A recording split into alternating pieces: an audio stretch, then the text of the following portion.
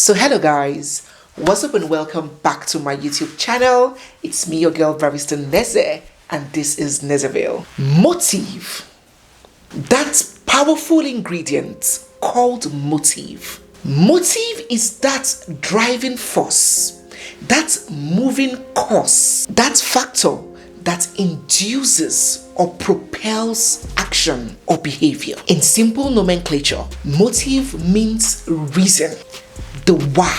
Motive is a very crucial factor in unraveling crime or demystifying any situation at all. When an unusual incident plays out, the first logical and reasonable question to ask is why?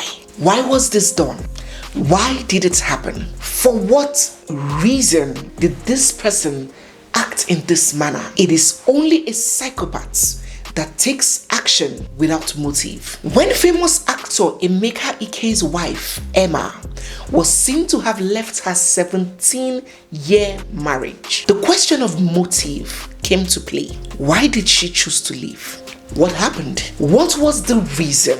What was her motive? But what got us all the more confused was that the man in question, EMEKA, had taken to several interviews to assert that there was no issue at all between them. He said that there was no problem at all and that he loved her from the bottom of his heart and that they were fine. And so the big question that was on everybody's lips was, why did this woman leave her marriage of almost 20 years after having 4 children for this man? I'll tell you what, a divorced woman is not Africa's society's favorite person or best friend. Here, a woman's value is usually benchmarked on the weight of the man standing beside her. You see a woman doing fine and you hear people say, oh, who knows the chairman, the chairmo that is bankrolling her. You see a woman thriving in her career and you hear people say, look at this one, working from morning till night, wearing suits. She will not go and look for one man to marry. Make she no go marry. Make she stay there, they work from morning till night. To be divorced is mostly seen as shameful, as a stigma, as being a failure, unvirtuous. She must have a terrible character. She must have used her sharp mouth to chase her husband away. Irresponsible woman who couldn't keep her home. The stigma is real. You are disciplined at the place of work and people will see you as that frustrated divorcee. That is how she used that her bad character to chase her husband away. In church, there are several positions that you dare not assume. A single mother divorcee, you're almost looked down on. You can't even give sound practical marriage advice. People will scrunch up their face at you and say, look at who is giving marriage advice. Someone that couldn't even keep her own home. If she applied it, perhaps she would have still been married. You are blamed for the divorce as a woman in Africa, whether it is your fault or not. The stigma, the shaming is real, but still Emma left. Just to chip in before we go on, if you're watching without subscribing, don't forget to hit the subscribe button, turn on your bell notifications, give this video a big thumbs up now, and stay glued because we have so much more coming on this channel. So Emma already had 4 children for this man, 3 sons and a daughter. She definitely is not many men's first choice for marriage. You may choose to express your emotions on how you wish things were for women. You may choose to cite a few scanty examples of the exception to what I am saying, but I will tell you the reality, and if you choose to tell yourself the truth, you will very well agree with me. There are not so many options for a divorced single mother with 4 children when it comes to remarrying as against her male counterparts. But Emma still left. Motive. Why? In recent times, we have seen more and more young ladies, especially ladies of these generations, from the millennials to the Gen Z, bring their relationship and marriage to the forefront of media for clout, followership, publicity, popularity, validation, and all of that. Oh yes, several women do that. But when Emma left, she she said nothing. She never granted a press briefing. She never granted an interview. Every information we got as to the reason for her leaving was found in court documents. We are spied from court documents, which, for your information, are public documents. Anybody can go to the court and access it. She never bashed her husband. She didn't have any business or movie or book launch so as to assume that she wanted to leverage on the boss to create traffic to her project. No, we didn't know, and we still do not know her social media accounts. She never uttered a word. She never chased clout with the situation, and after the divorce for 10 good years, we have never seen her or heard from her. She literally disappeared. So Emma's motive couldn't have been public validation or attention seeking, but still, she left. Finance. Many women across the world, especially from Western countries, divorce their husbands for financial gains and enrichment. We have seen so many women cash out from multi-million-dollar divorce settlements. 50-50. You take half of his properties after a divorce. The laws support the women. The laws favor the women in these countries, not in Nigeria. Who born you? Who would give you that kind of settlement in a Nigerian court? The very best the court might do for you in the case of a divorce might just be to tell your husband to be paying monthly stipends to you for upkeep of the children. Many times, these men do not even abide by the court orders. That is the reality of our society. So we see women at the losing end of divorce proceedings, of divorce settlements, of divorce cases. Not to talk of a woman like Emma that didn't have a court wedding, didn't have a church wedding, and even the traditional wedding she had was not even properly conducted. She didn't have properties to her name, so to say, she was going to lay claims to it. She wasn't living with the fat settlement. EMEKA Ike didn't even have as much as we may have thought. Don't forget what Nollywood actors were paid back in the days. Peanuts and handovers. So her motive definitely was not financial gratification, but she left. So it has stirred a lot of curiosity and raised plenty of questions as to why Emma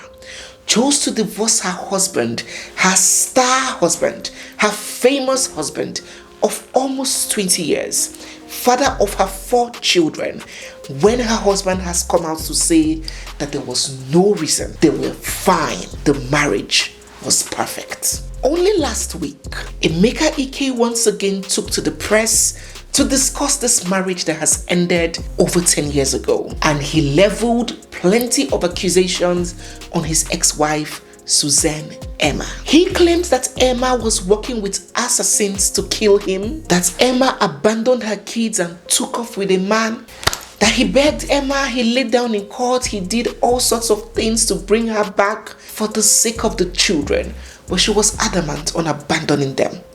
He even said that Emma beat up his mother. We've had an extensive video on that, and I'm going to leave a link to that video in the description box and pinned in the comment section so you can catch up on it after this video. And now, guys, just as I revealed to us in my community post long before this interview aired, Emma has finally spoken on this issue for the first time ever. Let us critically analyze her own part of the story vis-a-vis EMEKA's. So Emma reveals that she met EMEKA Ike when she was only 18 years of age, just fresh from high school. She just got out of secondary school, young and naive, very impressionable. She said that EMEKA was her first love, her first crush, her first boyfriend, her first everything, and that she had always had a flair for the arts. She wanted to be an actress, and that is one of the things that even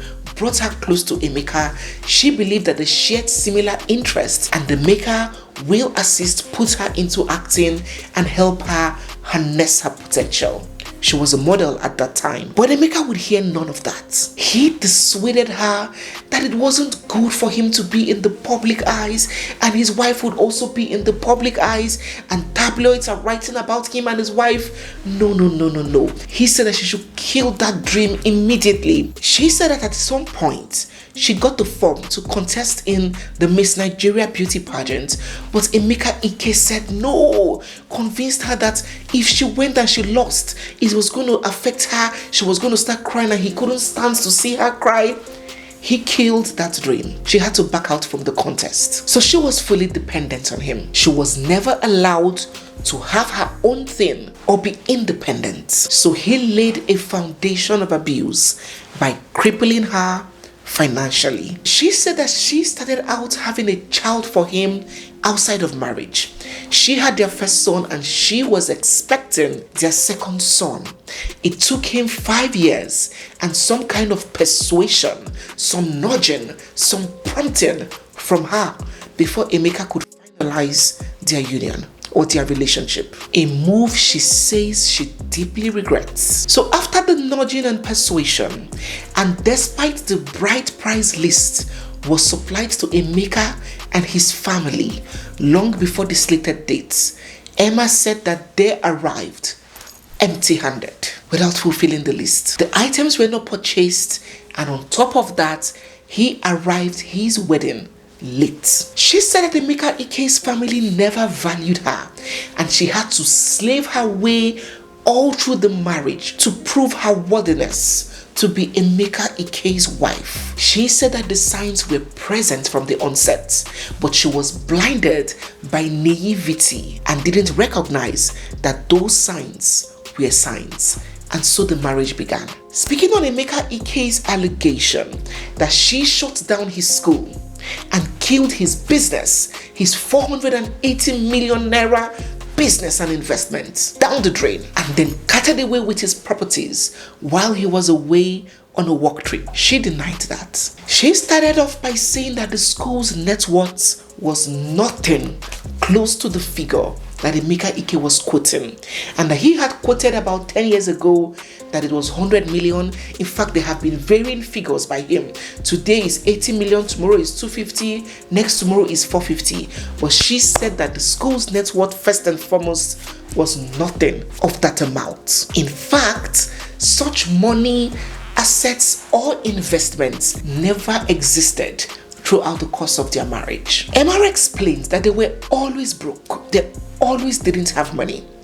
Not only due to the fact that Emeka was not highly paid as a Nollywood actor, but mostly due to his drug use, abuse, and addiction. And so she said they were overdue on their rent at their home, and the landlord threw them out. She, the kids, all of them kicked out. She said that after they were thrown out and they didn't have anywhere to keep their properties, they had agreed together that they were going to move some of the properties to the school, one of the vacant rooms in the school, while she and her children moved to squat with his mother in her little apartment.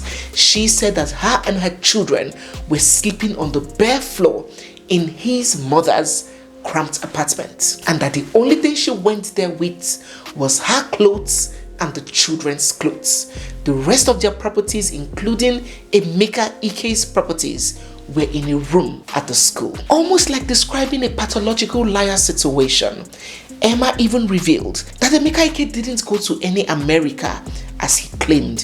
He was very much within the country when she exited, and that the only thing she left with were her original certificates, her international passports, her clothes, and their 2 youngest children. She said that she never shut down the school or rang a bell and assembled everybody and all of that. Never did that happen. And that when she left, the session ran till the end. But obviously, he couldn't proceed managing it when the new term came.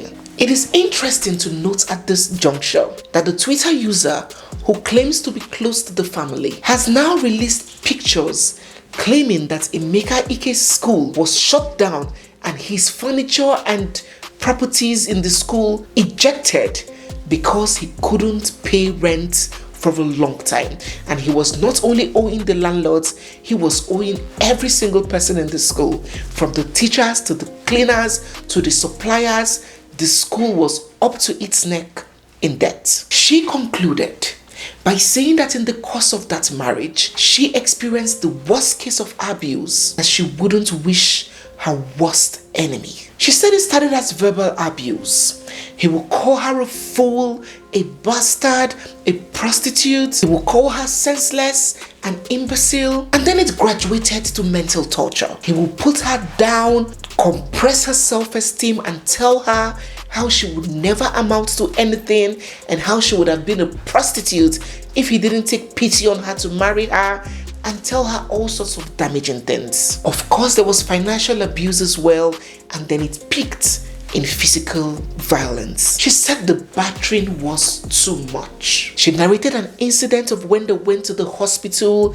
They didn't have enough money to pay the bill that the hospital was giving them. Their child was ill, so she was trying to negotiate with the hospital staff and, beat down the price of one or two things. And then EMEKA got so furious, so offended, and began scolding her that why is she being such a coward, such a fool, that these people are beneath her? Why is she talking like this? And that when she dared to check him and tell him to calm down, and then walked back into the car because of the embarrassment he was causing her, he followed her and landed her a punch in the face to the full glare of everyone there. Immediately he was coming into the car, his punch was the first thing that I was seeing on my jaw. Right in front of people in the car park, She also cited this incident where she claimed that he beat her to a stupor, like she almost lost her life and her mobility. On this fateful day, she narrated, she was changing the diapers of her daughter, dear daughter, and then he saw nappy rash on her, and then he began bringing all hell down. That his daughter has been molested, the child has been abused. Where were you when they abused my daughter? Where were you when they did this to my child? And Susan said she was trying to calm him down, that this is just nappy rash, nobody abused our daughter. And he was going more and more hysterical and paranoid that they have to go to the hospital, they need to check the daughter, this happened to the daughter. And she was like, okay, fine, get us some money, bring some money, let us take her to the hospital. And somehow that situation degenerated and he pounced on her and beat her. She said he turned her to the back and hit her on the spine, and she fell down and lost control of locomotion. She couldn't move, she couldn't even twitch a finger. And then he descended on her, beating and beating and beating her almost to death. Just turned me over and hit me, and then he hit me at the back of my neck here, and that was it. I lost sensation to all my body parts. I went down on the floor. I couldn't feel my arms, I couldn't feel anything, and he kept hitting me. He kept hitting me, and I was shouting, "EMEKA, if you hit me one more time, I would die." She said she tried.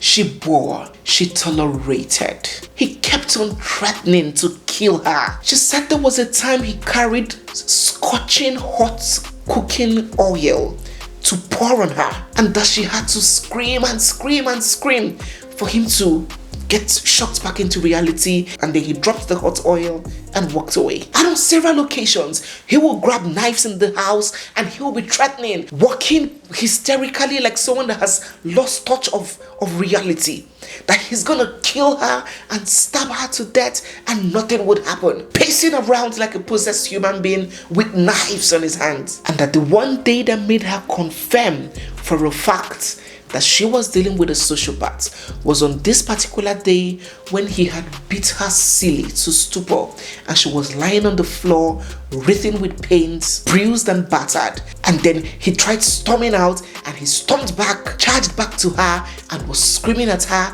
"It is not me, it is you. You are the one making me do this." She said at that point she confirmed that she was dealing with a sociopath who always finds a way to exculpate themselves from reality and blame the victim. At this point, she felt so worthless.